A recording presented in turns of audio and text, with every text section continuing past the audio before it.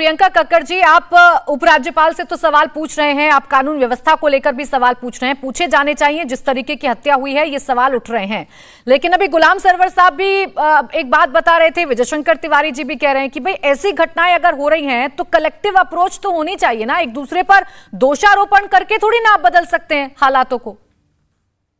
प्राची जी, सबसे पहले तो मैं माफी मांगूंगी, थोड़ा टेक्निकल डिफिकल्टीज की वजह से मैं लेट जुड़ पाई। दूसरा, मैं आज ना साक्षी के घर से आ रही हूँ प्राची जी, और वो घर में हाथ बटाती थी, अपने पिता का कमाई करती थी और दिल्ली सरकारी स्कूल में ही पढ़ती थी। और मतलब मेरे को बहुत दुख है इस बात का कि मैं कोई राजनीति करना नहीं चाहती प्राची जी, पर ये एक कड़वा सच है, चाहे बब्बर साहब यहाँ बैठे माने या ना माने, कि लॉ एंड ऑर्डर एलजी साहब के अंडर आता है। ये बात बिल्कुल सच है कि हम जितना हमसे बन पड़ रहा है हम लगातार करते हैं प्राची जी।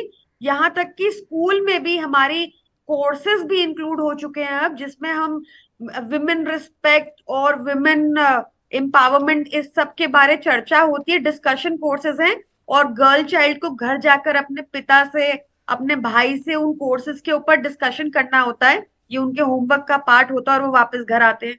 हमने मुख्यमंत्री स्ट्रीट लाइट योजना के तहत प्राची जी ऑलरेडी 2 लाख डार्क स्पॉट्स देखकर उन पर स्ट्रीट लाइट लगा चुके हैं। 4 लाख सीसीटीवी लगाने के लिए हमें जद्दोजहद करनी पड़ी थी, आपको याद होगा, हमें धरने पर बैठना पड़ा था इस एलजी के अंडर। प्राची जी, अभी मैंने बब्बर जी को सुना थोड़ा, उनका बस चले, उन्होंने बताया कि महिलाएं पुलिस स्टेशन में होती हैं, उनका बस चले तो वो ये कह देंगे कि महिलाएं पैदा ही 2014 के बाद होनी शुरू हुई। ये एक लॉ का पार्ट शुरू से है, शायद उनको जानकारी कम रहे। अगर महिला को कुछ बयान देना है, कोई कंप्लेंट देनी है, तो पुलिस वाला घर भी आ जाता है, उसमें कोई प्रॉब्लम नहीं होती। पर प्रॉब्लम ये है, देखिए हमारे कोर्ट्स भी स्ट्रेस्ड है, इसमें कोई डाउट नहीं है। क्यों स्ट्रेस्ड है उसमें जाएंगे तो बहुत ज्यादा फिर से आप कहेंगी मैं ब्लेम कर रही हूँ, पर 50% जो लिटिगेशन है वो केंद्र सरकार की है हमारे कोर्ट्स में, तो वो सब छोड़ देते हैं।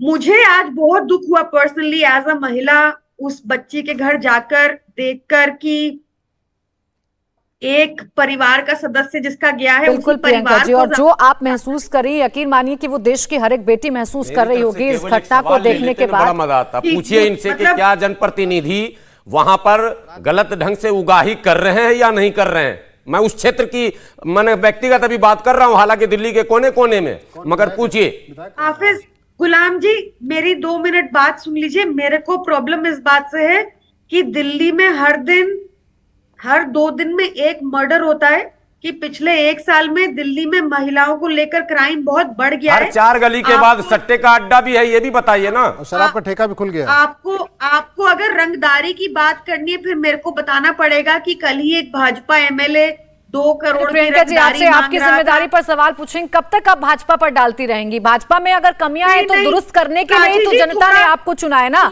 इंडिया टीवी हर वक्त हर जगह डाउनलोड करने के लिए सर्च करें India TV news Google play store या ऐप स्टोर पर।